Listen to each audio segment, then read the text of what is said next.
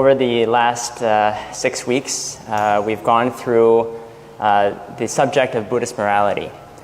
So I went through how that differs from conventional notions of morality, and then we went into why we have to take the precepts, what are the benefits of taking the precepts, and then we started going through each of the 5 precepts in detail, looking at what are the factors that constitute a violation, and what are the exceptions involved in each precept. And so we've come to the final talk today, and I'd like to thank Shifu, Venerable Guan, for giving me an opportunity to finish off this series. As the Venerable mentioned, in Buddhism we have the 3 pillars of the Buddhist practice, which is Sila, Samadhi, and Prajna. And all 3 of these pillars reinforce one another. So you cannot have one without the other. And we start with the Buddhist practice by practicing Buddhist morality, because it's Buddhist morality that allows us to address the crudest defilements of our body, speech, and mind. And so it's important for us to understand what the precepts are and why we need to take them, because that is the way that we enter to the path of liberation from our sufferings. And so I won't go into any of the details relating to why you have to take the precepts. I discussed that in the very first few sessions. But if any of you are interested in listening to the previous lectures, you can let us know and we can send you a link to the YouTube video. So today I'd like to cover the 4th and the 5th precept. So that's abstaining from false speech and abstaining from taking alcohol or intoxicants. Now, for people who are here for the first time, haven't listened to this series yet, what I'm about to go over will seem quite technical and dry. The first few sessions were more general in nature and perhaps is more amenable for first-time listeners on this subject. So if you could bear with us over the next half hour, I'd just like to finish this off so that we can wrap up the series. Now, so of all the 5 precepts, really the easiest ones to violate are stealing and false speech. Now, stealing is very easy to violate because we often have to handle money. We have to deal with all sorts of transactions and exchanges involving money with people on a daily basis. And so it can be very easy for us to break that precept. We know from our past discussion that stealing can come in different forms. It can come through your own effort. It can come through teaching others to steal. It can also come through evading taxes, taking things in trust, misusing other people's identity.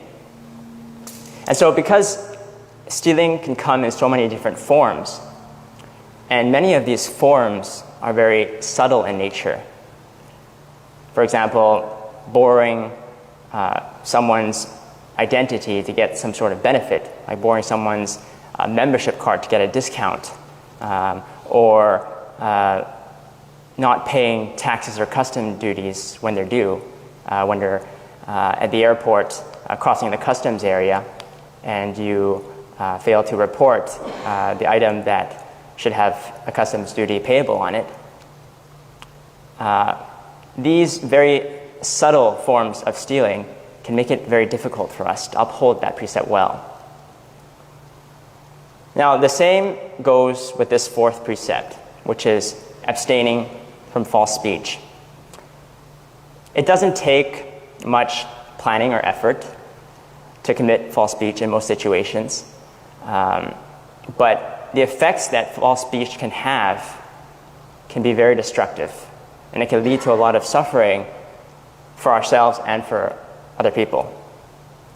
And as we'll see, false speech does not only refer to lying, but it also refers to other forms of harmful speech, like cursing, double-tongued speech, insincere speech, gossiping, slandering. The thing about false speech is that we're always constantly in communication with people. We have to use language and speech to interact with people. And living with other people requires us to be social to a certain extent. And so when our minds are dominated by strong negative emotions like desire, hatred, and ignorance, then it can be very difficult at times to refrain from committing false speech, harmful speech that can cause harm to the other person. And on top of that, sometimes the environment that we're in can make it very difficult for us to practice responsible speech. For example, depending on the type of work you do, dishonest and insincere speech may even be encouraged in your work environment. For example, if you're working in finance or in the corporate world, you'll know that dishonest speech, malicious speech, using foul language can often be encouraged in those types of work environments. And sometimes if you don't commit that kind of speech, you might actually get in trouble with your boss, or at least it might make it very difficult for you to fit in into your company culture and work environment. So we can see that society and our work can make it very difficult for us to uphold these precepts. And it places a lot of pressure on us at times to commit all sorts of bad karma. But ultimately, we decide our own destiny. And so we sow the causes for our own happiness or suffering. And so if we want to sow the causes that lead to our happiness, then we have to uphold the precepts, because that's what the law of causality tells us. The whole idea of Buddhist morality is centered around this law of causality, that goodness leads to happiness and evil leads to suffering. It's very simple. Even a 3-year-old may understand this concept, but even an 80-year-old veteran who has spent his entire life trying to practice it may not be able to uphold it well. And so happiness comes from sowing the right causes, and we do so by first following the precepts. So let's take a look at this 4th precept. The definition that I have up there is false speech is what one says is not consistent with what one knows, untruthful and dishonest speech, speech intended to mislead another. So what false speech is what you say does not reflect the actual situation as you know it.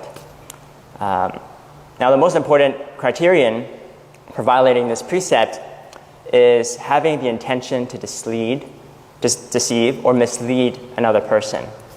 So sometimes we can say certain things that don't reflect the actual situation, but we don't have the intention to mislead or deceive the other person. We may actually believe that what we're saying is genuinely the truth, but because of our lack of wisdom, because of our lack of experience, or because of certain changing variables, what we say is not the truth. And so in those circumstances, then that would not be a violation of this precept, because the intention to mislead was not there. And so false speech can be grouped into 3 main categories. The first is what I call transcendental false speech, and that's a major offense. The second is mundane false speech, which carries with it a minor offense. And the third is convenient false speech. And I'll discuss all 3 of them in detail, but let's start off with the first, which is transcendental false speech. Now,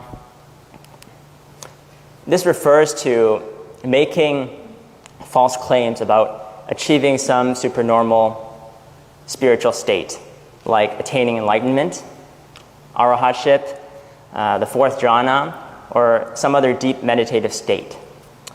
And it also includes making false claims about achieving supernormal abilities, like seeing heavenly devas and spirits, seeing past and future lives, reading other people's minds. And so when one is making these claims, usually what they're looking for is some sort of benefit from the other person. It might be for material possessions. It might be for reverence or respect from that person, or that person might want a group of disciples to follow him and attend to his own personal needs. But regardless of the motive, if there is an intention to mislead the other person into thinking that you have achieved some supernormal spiritual state when you have not, then that is violating what we call transcendental false speech. Now, transcendental false speech is a very major offense, and it carries with it some very serious retributions, which I'll talk about a bit later. But first, we should understand why it is a major offense. Now, when the Buddha first began expounding on his teachings after his enlightenment, his disciples placed the Buddha as the highest authority. So whatever the Buddha said or did, they would follow or do. And there wasn't any dispute as to what the Buddha taught. His words that he spoke were like gold, and his followers faithfully followed by them and lived by them in their practice. The Buddha was the only teacher that they had, and they relied on him exclusively for all the teachings. But once the Buddha passed away and entered into parinirvana, there wasn't anyone to rely on anymore for the teachings. No one was there to guide them on the path. So the Buddha said that after his passing, his disciples should follow his teachings. The Buddha's teachings, or what we call Dharma, should be their teacher. And so since the Buddha's passing, over almost 2,600 years ago, all Buddhist followers and practitioners have relied on the teachings, the Dharma, as the definitive source for all the teachings that the Buddha left behind. And so the problem is when someone makes a false claim to have achieved a supernormal spiritual state, like enlightenment or arahatship, what they're doing is they're really disrupting the natural order of Buddhist authority. So the authority, as the Buddha had instructed, should be the Dharma only, the teachings that he left behind, and not any one individual who has claimed to achieve enlightenment. So someone who has made a false claim is essentially trying to put themselves above the Dharma. And by doing that, they're misleading others to think that their enlightenment entitles them to be placed above the teachings, that they should be the ones to be followed and respected, and that their own personal teachings should be followed rather than the teachings that were left behind by the Buddha. So then that leads to the next question. Why is that such a serious offense? Well, by falsely claiming to have achieved an enlightened state, what you're doing is you're essentially robbing that person of the opportunity to practice the genuine teachings that were left behind by the Buddha. And so whatever progress that person has made on the path to seeking liberation from their suffering, you have obstructed, because that person has now been led to believe that they should follow your teachings instead of the genuine teachings of the Buddha. And so it's a very serious offense, because what you're doing is you're blocking that person's path to seeking true liberation from their sufferings by making that false claim. And so it carries with it some very serious retributions, which I'll talk about a bit later. But before we get into that, let's take a look at some of the factors. So with all the precepts, as you know, there are a number of factors involved, and all factors have to be present in order to constitute a full violation of that major precept. And so for this transcendental false speech, we have a number of factors. We have 9 in total. And all of them have to be present in order to constitute a full violation. So the first is object. The object has to be a human being who is capable of understanding. So if you say it to an animal, or if you say it to a child who is not able to understand what you're saying, then that factor is not fulfilled. It has to be someone who has the mental capacity to understand what you're saying. The second is the perception of the object. So not only does the object have to be a human being, you have to perceive it to be a human being as well. The third is false claim.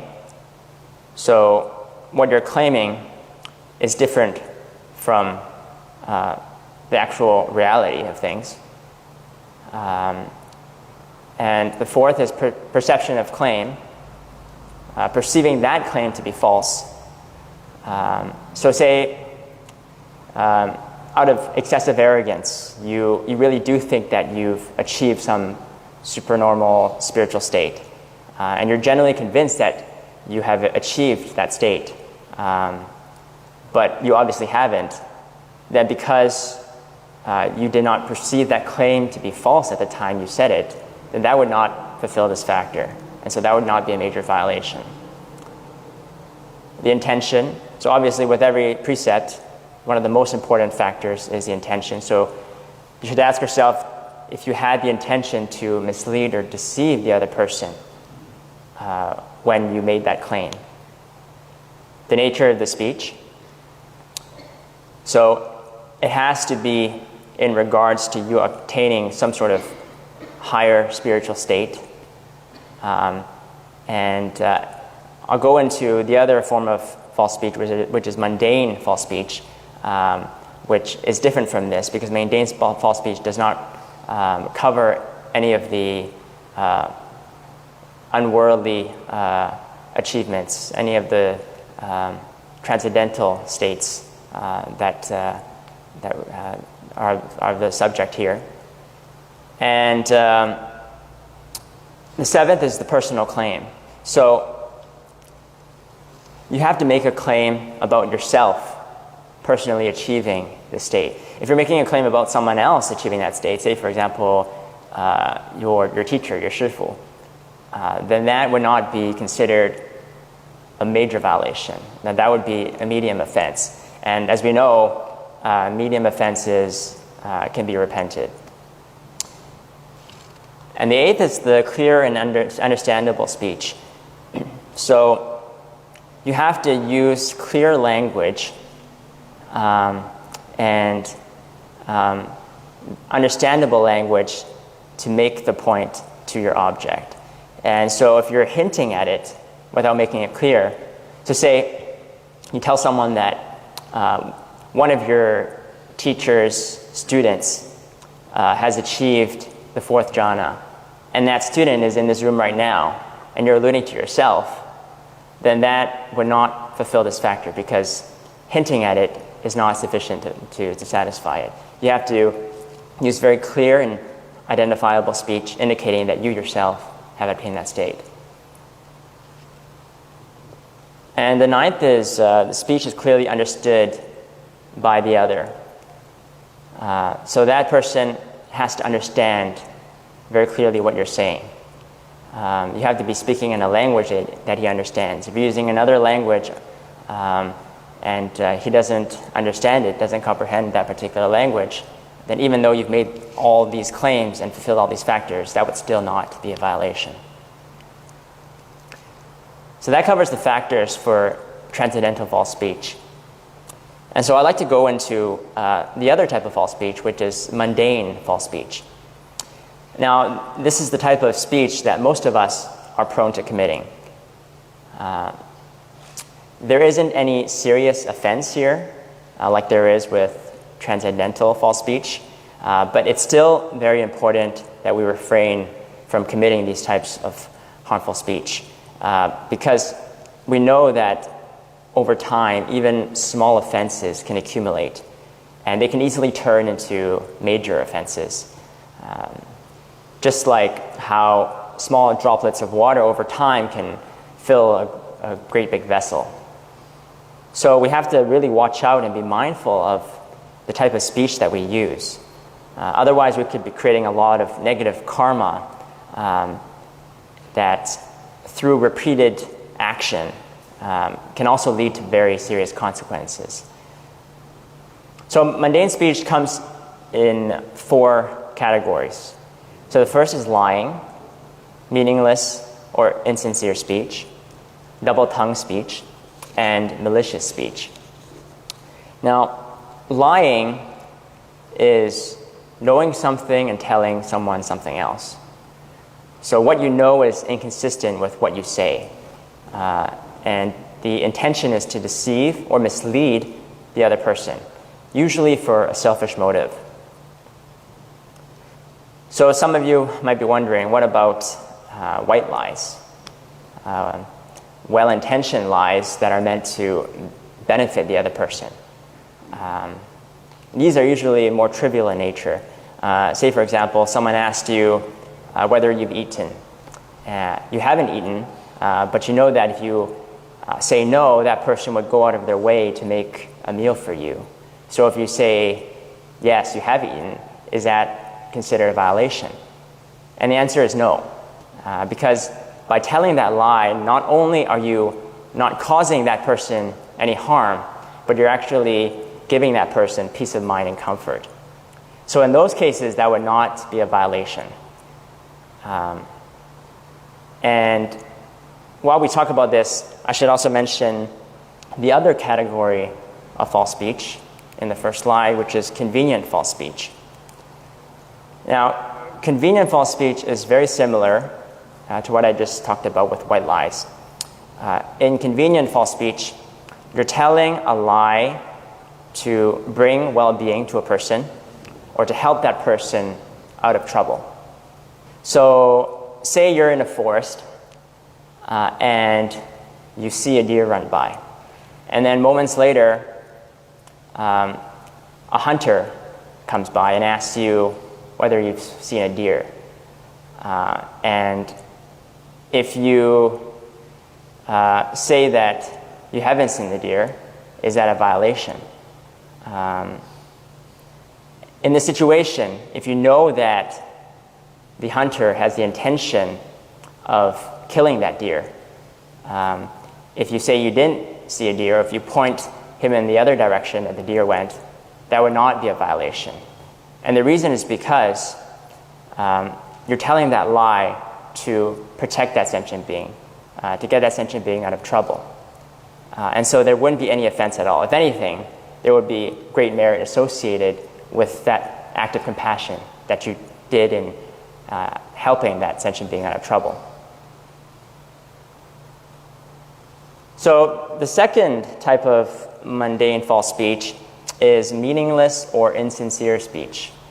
So using flowery language to flatter and to impress others, engaging in frivolous or meaningless talk, giving people empty praise. We should know that this type of speech induces us into laziness, and it has the effect of leading other people to not take us seriously. So you'll find that those who always commit this type of speech may have a difficult time getting respect from people because what they say carries very little weight and credibility behind it. The third type of mundane speech is double-tongued speech. And double-tongued speech refers to saying one thing to one person and something else to another with the purpose of creating disharmony or separation between them. And when we talk about retributions, we'll know that committing this type of harmful speech will lead us to be in disharmony with our friends and our family, and may even lead to us becoming a victim of slander or gossip in our future lives. And finally, we have malicious speech. Malicious speech refers to any sort of cursing, so the using of foul language, slandering, mocking, belittling others. So when this type of speech is directed at someone, that person will feel hurt and will experience a lot of suffering. And there's mention in the Buddhist commentaries that the karma associated with malicious speech is especially strong in bringing about a lot of negative retributions, especially when we're committing malicious speech against the three jewels, so the Buddha, Dharma, and the Sangha. So this is something that we should watch out for and make sure that we try our best to refrain from committing any type of malicious speech. Now, the factors for mundane speech are very similar, almost identical to transcendental false speech. The only two that are left out are the nature of speech, so it has to be about some spiritual achievement, and the personal claim, claiming that you yourself have obtained that state. All the other factors are the same, so I won't go into any detail about them again. So let's take a look at what are some of the exceptions. So again, like in the other precepts, if you're in a state of hysteria or mental confusion, and what is the standard that we use for being in a state of hysteria? Well, in the Buddhist commentary, it mentions that if you see excrement or feces, you reach for it like it's fragrant sandalwood. Or if you see fire, you reach for it like it's gold. That's the standard that's set in the Buddhist commentaries. And so if you're in a state where you've completely lost all control of your mental faculties, then committing false speech would not be an offense. If there's no intention to deceive or mislead, then that would also not be an offense.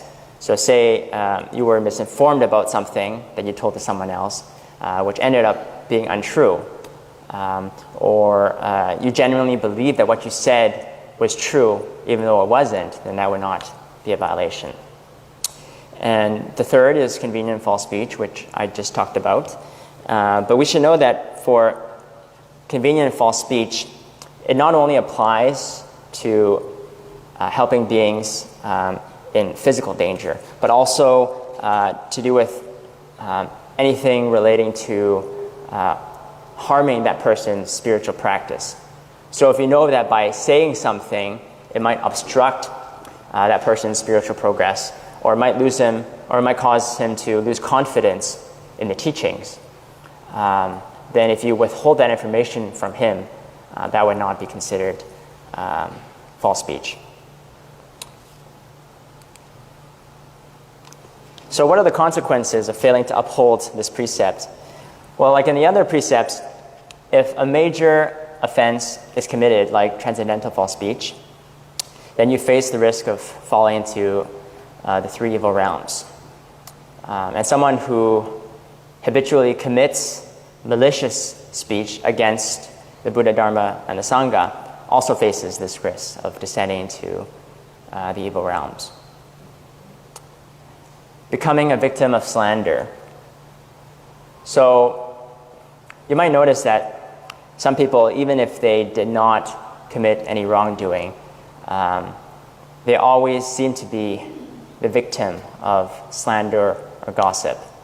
And again, we should know that all karmic retributions are determined by causality. And so if you've committed slander against that person in the past, then naturally there's no way to escape others from doing the same to you in this life or in your future life. Easily deceived by others, that's another potential consequence. So you might encounter some people who might even be very good or kind-hearted, but for some reason they always get cheated or swindled by other people. And the reason for this is twofold. One, it's very likely that they did not uphold the precept of not stealing in their previous life. And 2, it's very likely that they also did not uphold this precept well. So because they cheated and misled other people in the past, then by causality, they can't escape them from being victims of being cheated and swindled in their future life.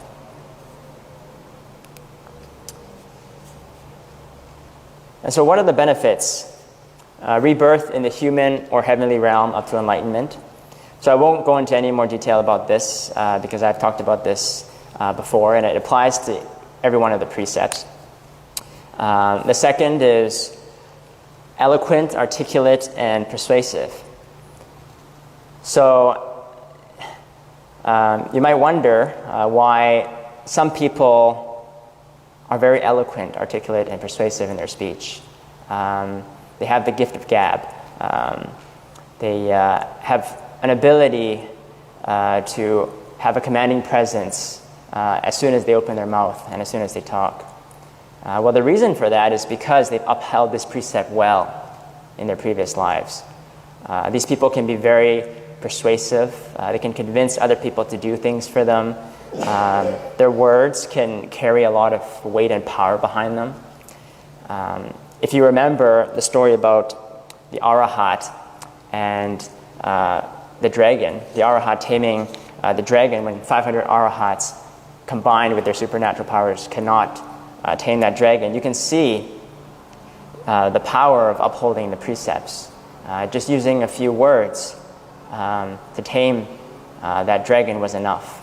And the reason for that was because he had impeccably upheld this precept of abstaining from false speech. And finally, speaking without fault. This is related to the previous one.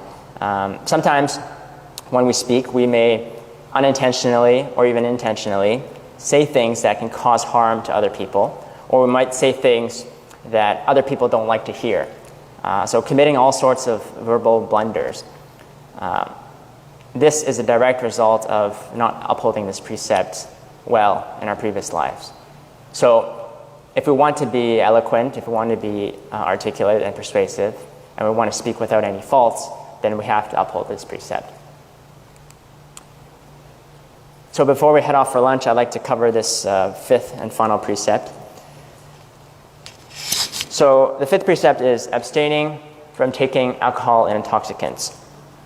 Now, as I mentioned before, if we violate any one of the first 4 precepts, they're fundamental offenses. So by its nature, even if you haven't taken that precept, it's a serious offense to violate it. It's very difficult to get away from the karmic retributions that come from killing, stealing, sexual misconduct, and false speech, unless you go through a very lengthy process of repentance. But the fifth precept is what we call a preventative precept. So there's no offense inherent in drinking alcohol, but it's the things that being intoxicated can lead you to do that makes it very dangerous. So I'd like to quickly share a story with you that just shows what kind of dangers are involved when you take alcohol. So there was once an upasaka. An upasaka is a lay Buddhist follower who has taken the 5 precepts. And this upasaka had upheld the precepts very well. But one day, the upasaka, he returned home from a long journey. And his family members had not come home yet. And so because he came back from a long journey, he was very thirsty and he was desperately looking for something to drink. And so he saw a pot of what he thought to be water on his dinner table. And so he took it and he hastily gulped it down. Now it turned out that that pot did not contain water, but was actually alcohol.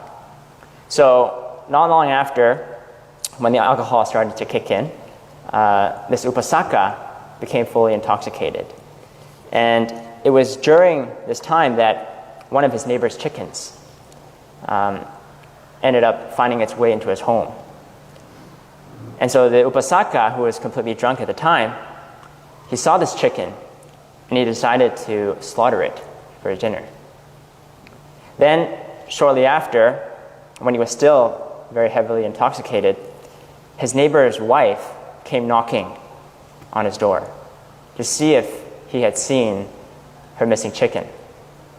And he responded by saying no, and as the neighbor's wife turned around to leave, the upasaka, noticing how beautiful and attractive she was, out of strong lust and desire, took her into his home and raped her.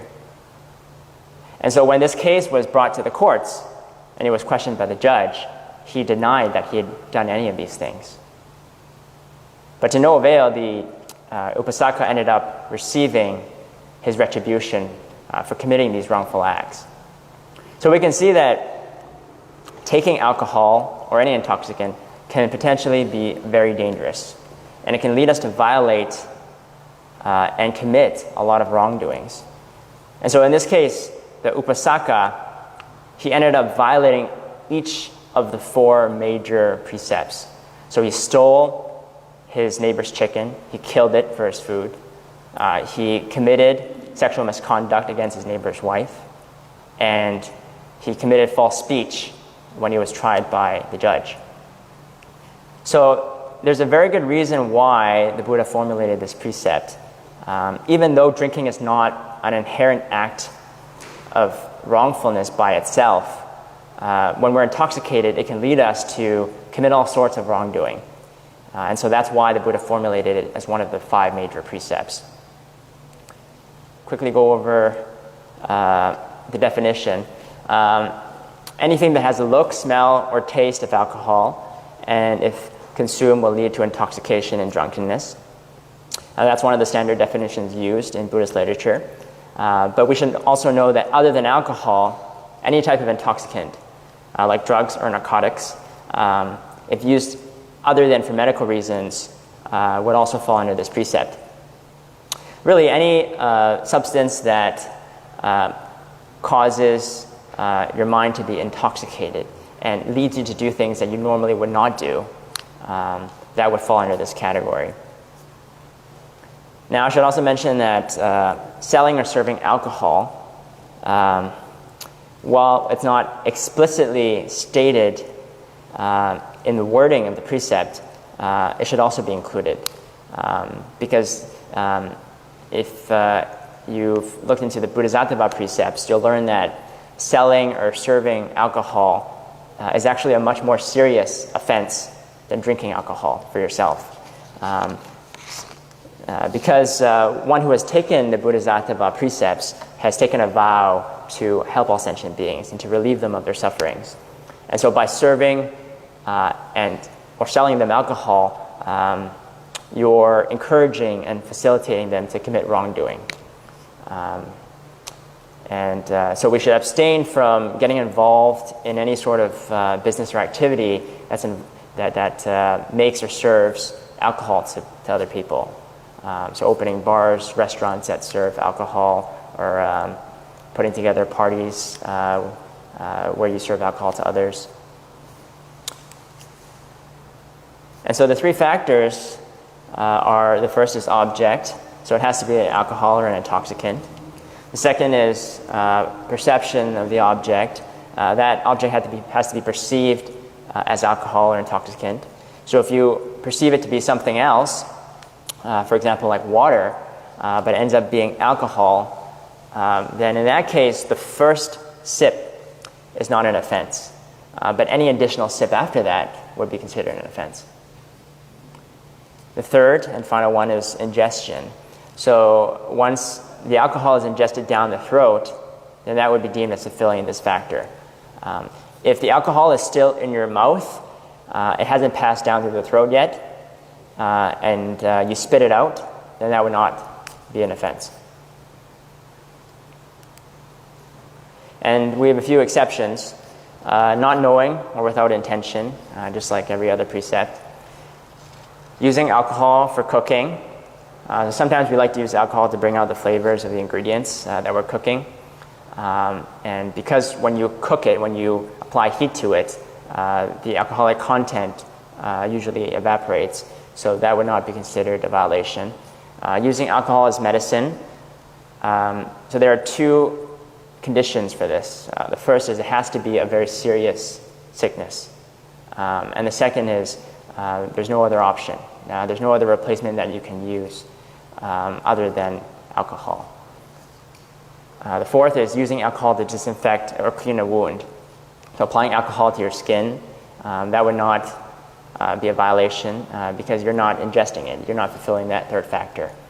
And so that covers the fifth and final precept. So just to wrap up, we spent the last 6 talks introducing the topic of Buddhist morality and going through each of the 5 precepts. And I've tried to cover all the most important points of each precept.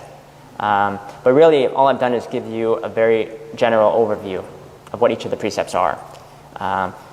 So I encourage all of you, especially those who have already taken the precepts, to continue to study and review these precepts from time to time. Because upholding the precepts well is not something that we can do at the get-go. It takes a lot of diligent effort and training. And in the beginning, when you start to uphold these precepts, you might encounter some discomfort or resistance. But if anything, that's a good sign, because it means that you're going against and you're fighting those mental defilements within you that have been running wildly since time without beginning, because you've been habitually been conditioned by all these negative emotions of desire, hatred, and ignorance. And so you might encounter some resistance, but that's actually a good sign, because it means that you're fighting the defilements that lead to your suffering and to rebirth in samsara. And over time, you'll notice that with diligent practice, you'll notice a transformation within you. That gatekeeper within you will be getting stronger day by day, preventing you from committing wrongdoing and motivating you to uphold goodness. If we really want to start finding happiness and peace of mind in our life, then it starts with upholding the precepts. Because we know from the law of causality that the practice of goodness is what leads to happiness. And if we can do that, then that's when we can really begin to find some peace of mind and happiness in our lives. So that wraps this series up. And if any of you have any feedback or any other topics you'd be interested in hearing in the future, please let me know, and we'll see when the next opportunity arises for that.